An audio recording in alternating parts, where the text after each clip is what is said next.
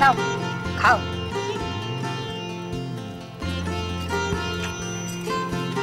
একজন ভালোবেসে পাঠিয়েছে, খাও।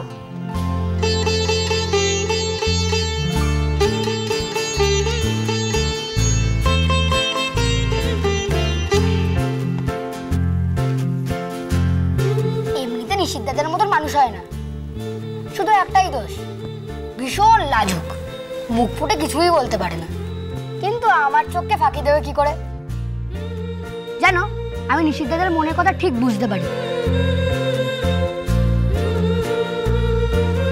একটা কথা বলবো, নিশিত দাদা না তোমাকে সকলের থেকে বেশি ভালোবাসে।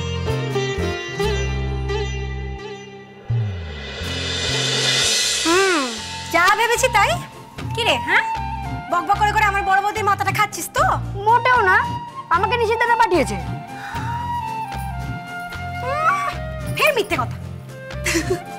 জানো তো বড় বৌদি, আমাদের বড়দাদা বাবু হলো গে রামচন্দ্র, আর এই বেটা হলো হনুমান।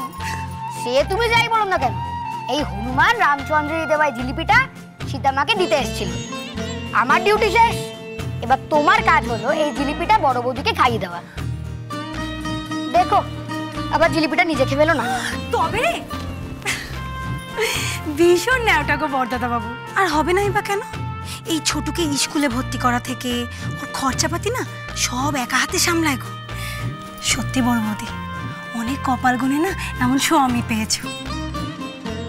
ওই দেখো না খেয়ে বসে রইলে, নাও নাও নাও খেয়ে দেখো কেমন হয়েছে। না না না, এক্ষুনি খেও না। বলছিলাম কি, মানে এটা না ঠাকুরের পায়ে ছুঁয়ে তারপর খেতে হয়। তুমি চলো, আসো আমার সঙ্গে। কি গো বড় বৌদি, চলো আসো আসো আসো আসো।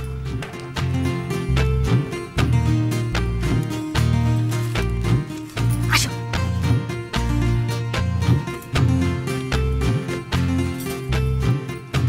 আসো। ওদিকে না, ও বড় বৌদি ওইদিকে ঠাকুর ঘর, আমার সাথে আসো। বড় বৌদি গো, বলছিলাম কি, ঠাকুর ঘরে এটা রাখার আগে একবার চলো তোমার স্বামীকে ডেকে নেবে। চলো। কোথায়? বড়দাদা বাবুর মন্দিরে। আহা, তার কাজের জায়গা গো। মানুষ যেভাবে ঠাকুরকে পুজো করে না, বড়দাদা বাবু ঠিক সেইভাবে কাজ করে জানো। চলো চলো, তোমাকে ডেকে নিয়ে আসি। আজ দিনটা আমি যাই, এরপর থেকে তো একা একাই যাবে। তার হাতে হাতে সাহায্য করবে, দুপুরবেলা খাবার নিয়ে যাবে। খুব ভালো ছেলে, খড়গপুর IIT থেকে পাশ করে ম্যানেজমেন্ট করেছে, ওখানকার টপার ছিল, এখন নিজে কনসালটেন্সি ফার্ম খুলেছে।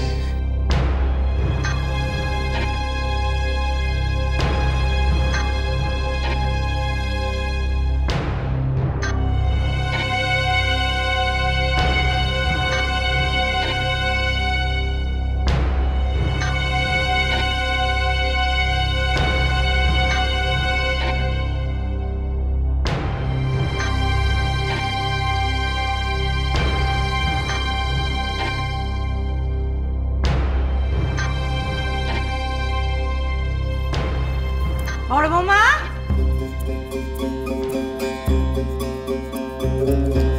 কোথায় যাচ্ছ? ও বড় মা, বড় বৌদি কোনো দোষ নেই গো, আমি একটু বড়দাদা বাবুর কাছে নিয়ে যাচ্ছিলাম, ওই সব চিনিয়ে টিনিয়ে দিতে আর কি। তোকে এত কাজ আগ বাড়িয়ে কে করতে বলেছে শুনি? আমি কি মরে গেছি নাকি? যখন সময় হবে তখন আমি নিয়ে যাব। কাজের কাজ সব পড়ে আছে, ঘর তোরকে আমি মুছবো।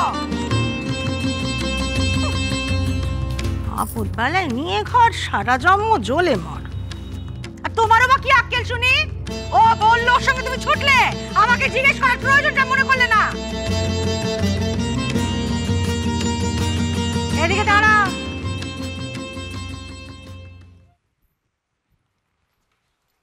হাতে কি?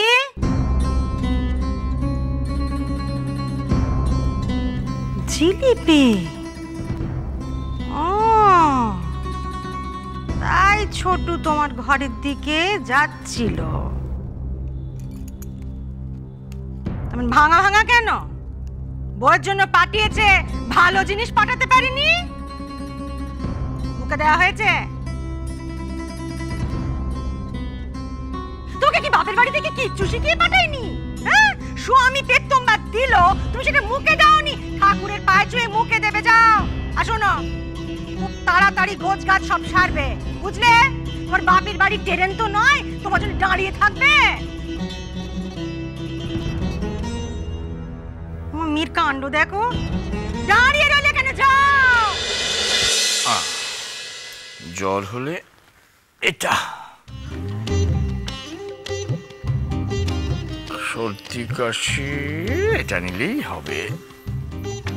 ও পেটের জন্য তো একটা লাগবে। আর ও হাঁটাহাঁটি করে আবার পা ব্যথা হলে না। আচ্ছা, বাইরে কি সমস্ত রোগ ব্যাধি ওত পেতে বসে আছে নাকি গো তোমার জন্য? তুমি বেরোবে আর খপ করে সব তোমাকে ধরবে। সাবধানের মান নেই, বুঝলে?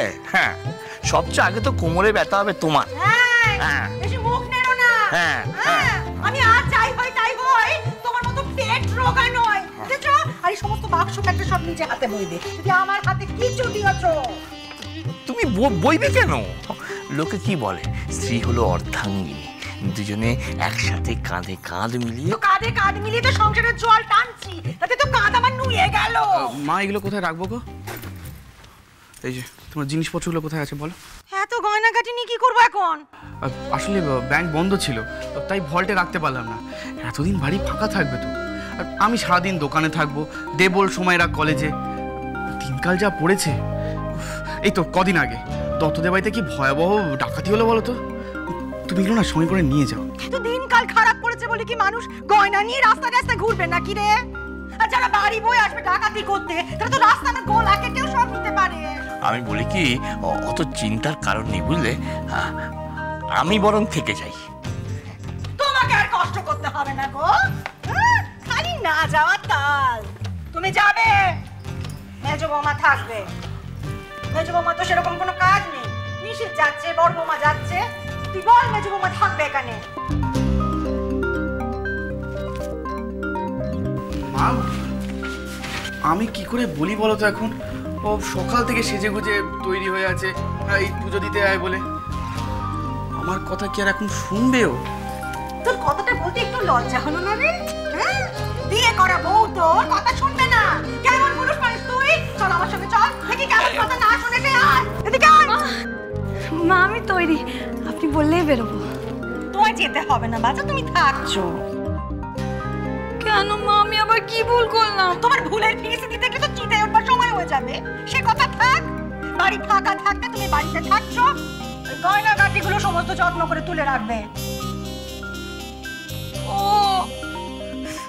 বুঝেছি, এখন বদ্দি এসে গেছে বলে আপনি আমাকে পর করে দিচ্ছেন। শোনো, এত খারাপ মন নিয়ে না আমি পৃথিবীতে জন্মাইনি। আরে তোমাতে আর ভবানীতে কোনো ফারাক থাকতো না। হ্যাঁ, ওসব তোমার মাথাতেই আসে। আমি তোমাকে যা বললাম সেটা করবে। এ বাড়ির দায়িত্ব দিয়ে গেলাম, কোনো কেলেঙ্কারি বাদিও না। মা, আমি বলছিলাম কি যে আমার বিয়ের পর আপনি তো আমাকে ছাড়া কোথাও যাননি, আর বদ্দি তো নতুন মানুষ, আপনার সাথে চলাফেরার অভ্যাস নাই। তো আপনি একটা কাজ করুন, সুন্দরীকে সাথে করে নিয়ে যান, আমার আপনার জন্য খুব চিন্তা হয়। মা গো মা, এত বছর ধরে বাড়ির অন্ন জল ধ্বংস করে এতদিনে একটা কাজের কথা কইলে? কি মা? না মা, তোমার বুঝে কাজ নেই, তোমার ঘটে একটু হলেও বুদ্ধি হয়েছে তাই বলছিলুম। তুমি যাও, সুন্দরীকে তৈরি হতে বলো।